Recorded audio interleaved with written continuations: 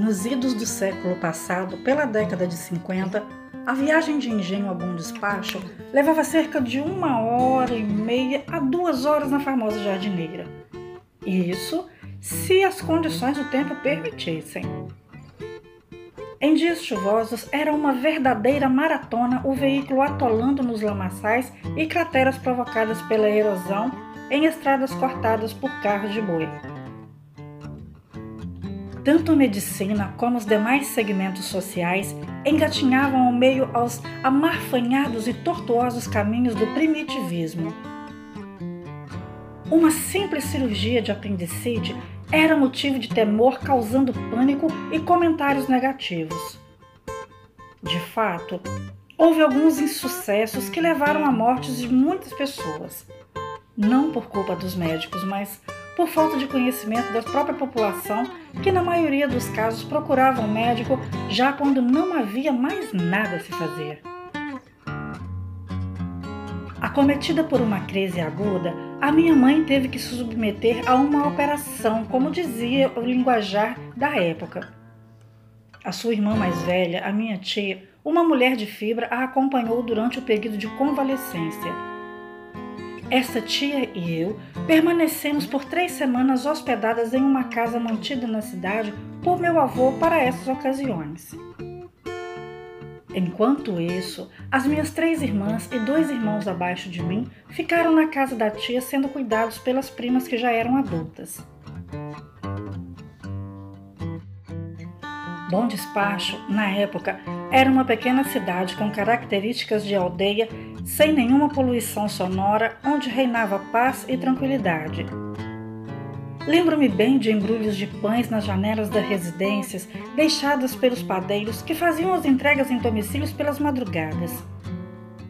Muitos moradores mantinham pregos nas janelas, na maioria de madeira, onde os embrulhos amarrados de cordão eram dependurados. O ranger das carroças e o canto dolente dos carros de boi, abastecendo as residências de lenha a ser consumida pelos seus fogões, faziam parte da musicalidade do ambiente, misturando-se com os gritos dos jornaleiros, verdureiros, leiteiros e outros tantos similares que propagavam seus produtos pelas ruas, em sua maioria crianças como eu, que na época tinham entre 8 e 9 anos de idade. Um cenário sadio e acolhedor, onde nem mesmo a palavra droga era conhecida. Após uma temporada internada na Santa Casa, mamãe teve alta e retornamos ao engenho. Encontramos minhas irmãs e as primas apavoradas. Por 3 noites seguidas, elas ouviram uma voz de mulher no entorno da casa tentando pronunciar uma oração ao mesmo tempo em que se lamentava e chorava em seguida. Contou ao meu tio. Ele zombou, dizendo que deveria ser os gatos que estavam namorando durante a noite. Na noite seguinte, enquanto todos dormiam, foi a vez dele ouvir os lamentos implorando perdão. Assim que a minha mãe tomou conhecimento do fato, disse logo à tia saber de quem se tratava. Era uma idosa que havia falecido fazia pouco tempo. Em vida, tivera ela língua solta e comentava sempre a moral da vida alheia. Falou coisas absurdas e infundadas da tia injustamente. Você deve perdoá-la, porque com certeza é ela e está precisando do seu perdão, assim afirmou a minha mãe. Que nada, isso é impressão das meninas e de meu marido, deve ser medo, apenas isso. A noite seguinte, em sua residência, todos dormindo, menos ela. Lá pelas tantas, já de madrugada, começou no entorno da casa os lamentos e pedidos de perdão, misturando com oração e choro. Eis que, de repente, a voz já dentro da sala rezava e pedia perdão. De seu quarto, a tia, com muita coragem, perguntou se era tal pessoa, e ela respondeu que sim e que precisava de seu perdão. Pode ir em paz você, embora eu não saiba do que se trata, mas tem meu perdão e vá para onde Deus determinar.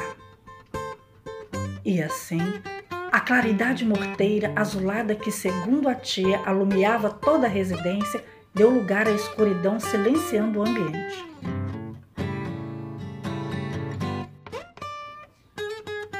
No dia seguinte, era domingo, dia de missa na comunidade. E após a missa, como de costume, reunida com os irmãos na casa de minha avó materna, a tia comentou o fato ocorrido. O meu tio, um adolescente de 15 anos, meio rebelde, perguntou: "E você perdoou essa linguaruda?" "Perdoei sim. Não é isso que Jesus ensinou?" "Ah, eu não a perdoaria. Quando se está viva, fica por aí com uma língua de 1,5 m falando o que não deve, levantando falso nos outros. Agora que se queime no quinto dos infernos."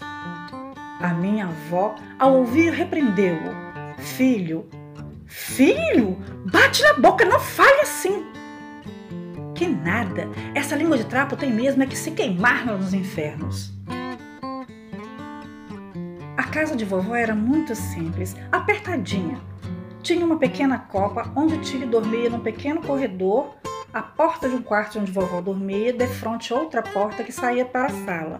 Um quarto saindo na copa onde dormia minha bisavó, que estava com quase 100 anos, dependendo de cuidados. E uma lamparina permanecia acesa a noite inteira sobre um dos guarda-roupas. Naquela noite, todos dormiram, menos o tio. Lá para meia-noite, apareceu um besouro voando na copa. Deu muitos voos rasantes sobre o seu leito, entrou no quarto da bisavó, bateu na lamparina, apagou-a e a escuridão foi total. Poucos segundos após, ele ouviu alguém mexendo na lenha que estava num canto da cozinha. De repente, um claro meio embaçado, esverdeado, tomou a copa. Ele tentou gritar, mas cadê a voz? Não saía. Tentava fechar os olhos, mas não conseguia. Era a velha com um pau de lenha armado para ele, de cara feia, ameaçando descer o porrete. Foi passando vagarosamente à beira de sua cama, de costas para a parede, até chegar ao corredor. Virou-se, entrando de costas na sala. Não lhe deu as costas em nenhum momento. E quando sumiu no corredor, a escuridão foi total.